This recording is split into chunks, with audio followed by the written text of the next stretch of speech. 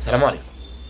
في ناس كتير لما بيجي لها نصوص سواء مسرحيات، افلام، مسلسلات، قصايد شعر، لغة عربية، بيبقى عندها مشكلة ان في كلام كتير جدا جدا جدا مش بتبقى فاهماه، او في حالات من الحالات اللي في اللغة العربية مش عارفة ازاي تأديه. تدريب لذيذ جدا بيخليك يفتح خيالك وتعمل الموضوع بشكل اسهل، هنقوله هيفرق معاك جدا. ولكن قبل ما نتكلم في الموضوع ده ليا رجاء بسيط جدا، يا ريت تنزل تعمل لايك للفيديو، لان اللايك هو اللي بيساعد ان الفيديو يتشاف اكتر واكتر. ولو مش مشترك في القناه يا ريت تنزل تشترك عشان يوصل لك كل جديد اول باول. وشكرا جدا. نكمل موضوعنا. تدريب بيساعد ان اللغة العربية عندك تبقى أسهل وتفهمها أكتر، وأنت بتمثل تعرف أدائها الصح بطريقة أسهل.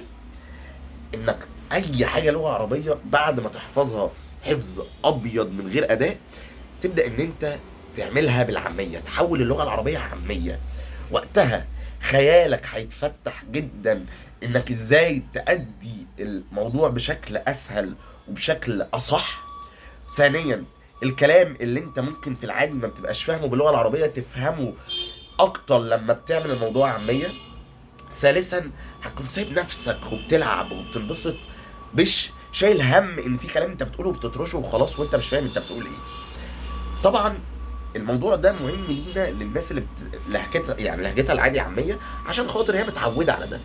طبعا اللي بيتفرج عليا من دوله عربيه بيتكلموا لغه عربيه بشكل عام، في العادي ممكن الموضوع ده يبقى بالنسبه لهم عادي لان هم بيتكلموا لغه عربيه. ولكن جرب ان انت تحول الموضوع العاميه، هتلاقيه فارق معاك جدا في حاجه تانية في خيالك، هيفتح لك سكك تانية.